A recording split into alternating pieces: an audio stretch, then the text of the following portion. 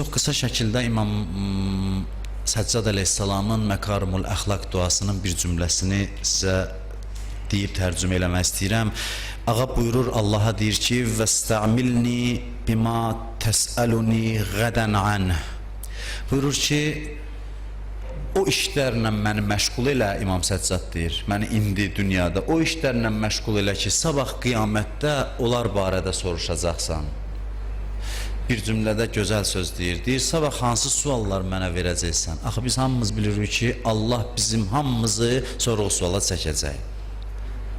Sorğu-suala çəkəndə bizə bəzi suallar verir. Görürsən, tələbələr bir-birindən soruşur ki, müəllim nə soruşurdu ki, ona hazır olsun, o cavabı hazırlasın. Allah da qiyamətdə soruşacaq. İmam Səccad buyurur ki, indi ki hələ mən dünyadayam, məni o işlərə məşğul elə ki, sabah o barədə soruşacaqsan. Hansı suallar verəcəksənsə icazə ver, imkan ver, lütf elə ki, mən burada o cavabları hazırlayayım. Hamıdan soruşacaq. Allah özünə and içir. Deyir, "Fəvərabbikə lənəsələnnəhum əzməin." Buyurur, and olsun sənin Rəbbi və hamısından soruşulacaq. Peyğəmbərləri də gətirəcək, soruşacaq. İsa əleyhissalama deyəcək, sən dedin ki, mən Allahın oğluyam. Deyəcək, Allah yox. Sən mənim risalətimi çatdırdın bunlara? Deyəcək, bəli. Əvvəl peyğəmbərlər gələcək, şahid olacaqlar, onlardan soruşacaq ki, bunlara çatdırdınızmı? Deyəcəklər, bəli. Ondan sonra insanlara ki, gəlin görək, bu əmanətlə neynədüz? Vaqifuhum ennəhum məs'ulun. Deyir, insanlar getmək istəyəcək. Allahın ayəsidir Quranda. Vaqifuhum, yəni saxlayın, diyanın. Onları saxlayın, onlar sorğu-sual olunmalıdırlar. Onlardan soruşulmalıdır. Hər şey soruşulacaq. Xırdadan böyüyə qədər hər şey insandan soruşulacaq. Nə haqda? Anin naim, nemətlər haqda soruşacaq. Başqa yerdə buyurur, amma kanu ya'malun. Elədiyi işlər barədə soruşulacaq. Sənə bu neməti verdim, elm verdim, hara sərf elədin? Sənə mal verdim, hara sərf elədin? Necə yaşadın? Bunların hamısı soruşulacaq. Elədiyin əməllər, fikirlər, baxışlar, hər şey haqda soruşulacaq. Ən böyük nemət ki soruşulacaq, hədisdə var, vilayət nemətidir. Kimin dalıyca getdin dünyada? Kimə bağlandın? Kimə ardıcıl oldun? Kimin tərəfində oldun? Əhl-i Beytin vilayəti, ondan başda gəl aşağıya qədər. Kimə bağlanmışdın? Onların hamısını soruşacaq Allah insanlardan. Qiyamətin günündə vilayət neməti haqqında soruşulacaq. Peyğəmbər Əbu Zərə deyir ki, neçə sualın cavabını verməsə bir addım qoymayacaqlar cənnətə tərəf getsin. Ən şəbabik, ən ömrik, ən malik, cavanlığı hara sərf elədin soruşacaqlar. Adam var deyir, dindarlıq qocalıqda 50 yaşdan sonra. 50 yaşdan sonra kimə lazımdır? Dindarlıq cavanlıqda Allah deyir. Cavanlıqda. İndi bir var ki, cəmaat bilməyib, bizim dövrdə yaşayan, Sovet dövründə onların hesabı çox yüngül olacaq. Alimlərdən çoxundan mən eşitmişəm, danışıblar, yazıblar ki, Sovet dövründə burada yaşayan insanların sorğu-sualı çox yüngül olacaq. Onların xəbəri olmayıb. Amma bugün artıq bəllidirsə Allah soruşacaq, gəncliyi nəyə sərf elədin? Çünki gənclik ömrün ən gözəl çağıdır. İnsan bütün fəzilətləri gənclikdə əldə edir. Ömrüyü soruşacaq, saatlarla ömrüyü harada sərf elədin? Mal haqqında soruşacaq. Mühüm suallardan biri qiyamətdə budur. Hardan qazandın? Bir, hara xərclədin? İki. Bu ikisi mühüm məsələdir. Hardan qazandın?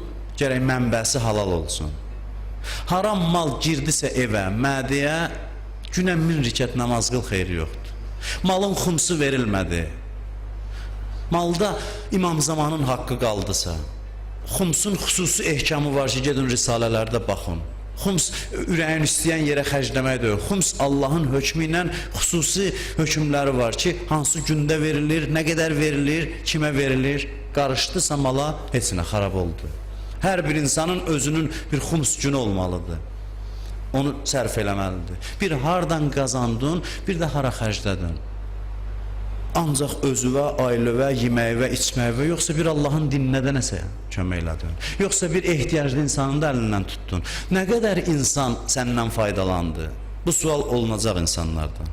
Namaz qılmaqla bitmir. Allah soruşacaq, bu qədər sənə ruzu vermişdim. Allahın dini nə qədər xeyir götürdü sənin bu ruzundan?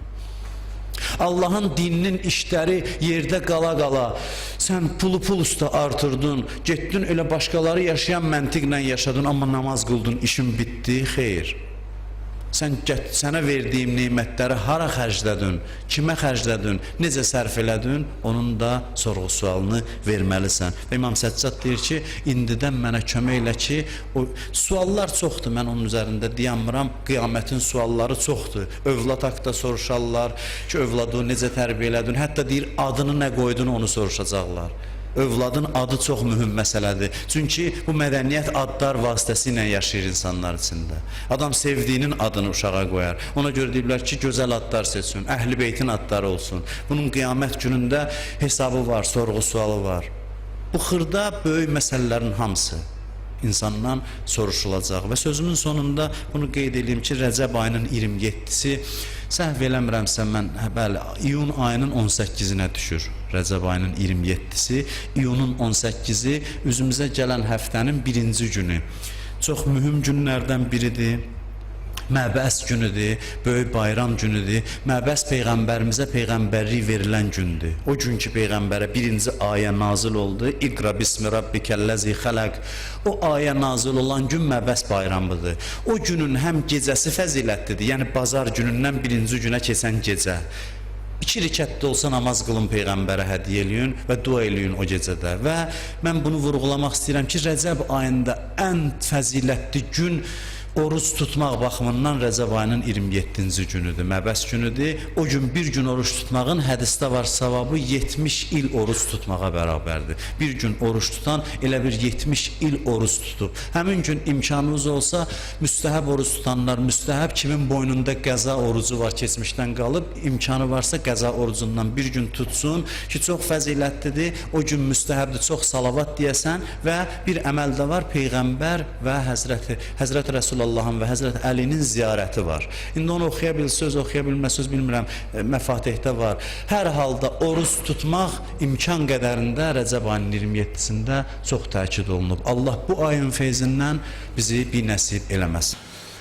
Məkarimul Əxlaq duasının şərhini davam elətdiririk və bu cümləni istəyirəm bugün tərcümə eləyəm. İmam Allaha ərz eləyir ki, vəqfini mə yəşğalunil ihtimamu bih. Vəqfini mə yəşğalunil ihtimamu bih. Deyir ki, məni özünə məşğul eləyən hər şeydən uzaqlaşdır. O şeylər ki, mənim fikrimi aparır, məşğul eləyir, onlardan uzaqlaşdır. Himmət sözü var ərəb dilində. Himmət. Himmət nə deməkdir? Yəni bir insanın fikri, zikri nədir? Ona deyərlər himmət. Dilə birinin himməti var dövlətdir. Yəni bütün fikri, zikri var dövlət qazanmaqdır. Burada himmət söz işlədir. Deyir, o şeylərə ki, himmət eləyirəm, yəni fikrim, zikrim ancaq odur, o fikirləri mənim ürəyimdən çıxart. Hərənin bir himməti var. Hərənin bir bağlandığı şey var həyatda. Bu, hər bir insan üçün ola bilər. Boş insan yoxdur. İçi boş insan yoxdur. Hamının içində nəsə var. Nəyəsə könül bağlayıb. Nəyəsə fikrini, zikrini nəyəsə aparır. Hərədə bir şeydir. Birinin fikri, zikri görsən yaxşı yeməklərdir. Elə adamlar var, yemək həvəskarıdır. Bugün yaxşı gündür, hansı gündür? Filan yerdə, filan restoranda filan şeyin kebabını yemişəm məsələn. Onun kefi kökdür. Axtarır, tapır, fikri, zikri qarındır. O qarını doydurmaqdır. Əleyhissalam buyurur ki, bu insanlar ki, himməti qarnıdır, 4 ayaqlı heyvan kimidir. Necə onun himməti otdur, başını aşağı salıb ot axtarır. Ancaq ot yeməklə məşğuldur. Onun fikrində otdan başqa bir şeydir.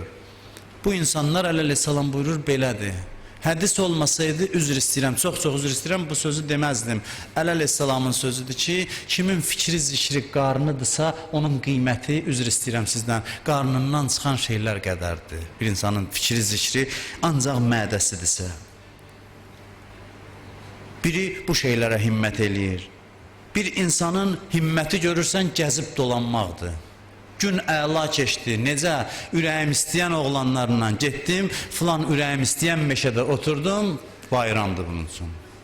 Halbuki hamısı lazımdır. Yemək də lazımdır, gəzmək də lazımdır. Amma biri də var ki, budur, məqsəd budur. Biraz pulum olsun, gedim gəzim. Biraz pulum olsun, gedim gəzim. Başqa arzu, niyyət yoxdur. Fikir bununla məşğuldur.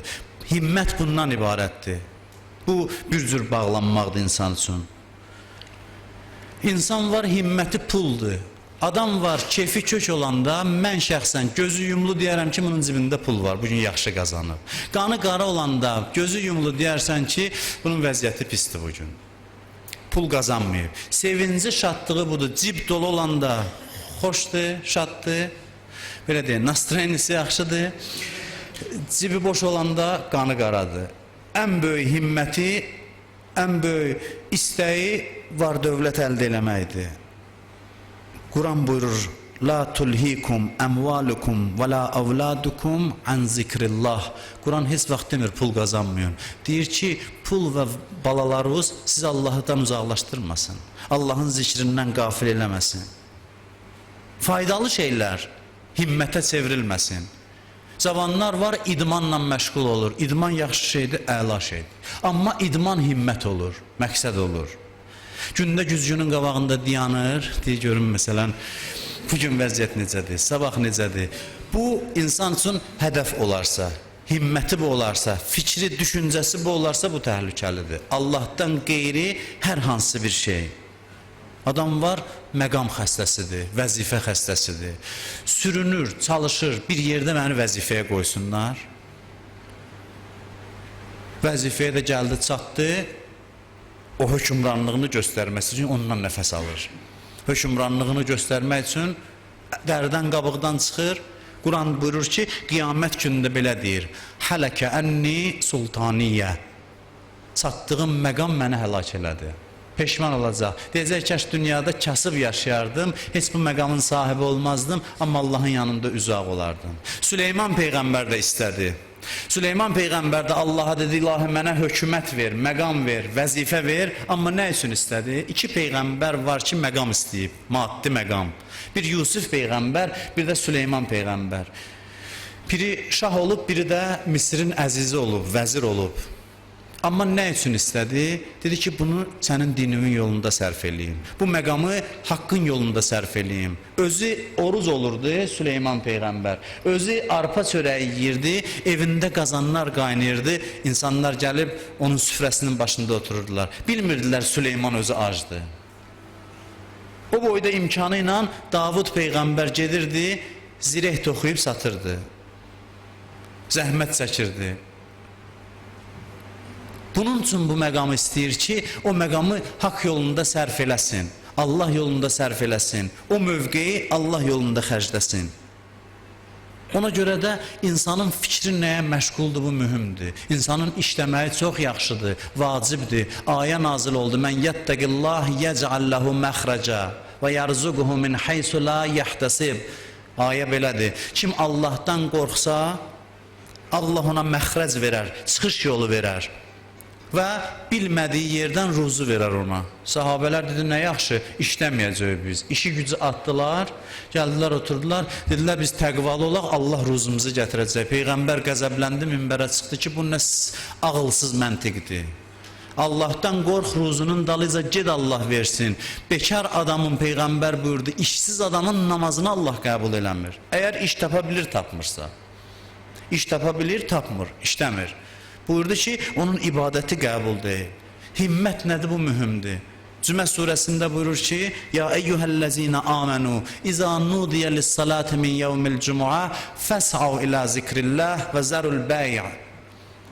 Gedin ticarət dalıcan. Amma elə ki, azam verildi, cümə günü, iş yüzü qoyun, tələsün deyir. Tələsün, gedin Allaha zikr eləməyə. Zalikum xeyrul lekum in kuntum ta'lamun. Bil söz ki, bu sizin üçün nə qədər xeyirlidir. Bil söz ki, bu nə qədər xeyirlidir. Hərdən adam görürsən, deyirəm, meçiddə görsən, bilmirsən, deyir, iş güc çoxdur. Allah deyir, hərdən bir iş gücü at, ged Allahın zikrini elə, bir saat vaxtın geçsin, ondan sonra Və izə quziyyətis-səlah fənteşiru fil-ərz vəbtəğu min fəzlillah. Amma namazdan sonra da ilişib qalmayın məsciddə. Namazı qıldınız, dağılışın Allahın yer üzündə, dağılışın və Allahın fəzlindən istəyin. Gedin ruzu dalaycan. Yəni ruzu qazanmaq da yaxşıdır, istirahət də yaxşıdır. Məqam da yaxşıdır, hamısı insanın himməti olmaya, insan fikrini, zikrini bu şeylərə yönəltməyə, hədəf ali olsa, fikir yüksək yerdə olsa bunların hamısı yaxşıdır. Amma yox, fikir yönəldisə buna, diqqəti bir şeyə yönəltdinsə, o zaman buyurur ki, İmam Səccad Allahdan istəyir ki, onu rəhmdən çıxart. Çünki o mənim üçün ağır bir yük olacaq. Fikrim buna getdisə, o zaman qəlbim aramlığını itirəcək, o zaman dünyam da qara olacaq, axirətim də bərbad vəziyyətə düşəcək.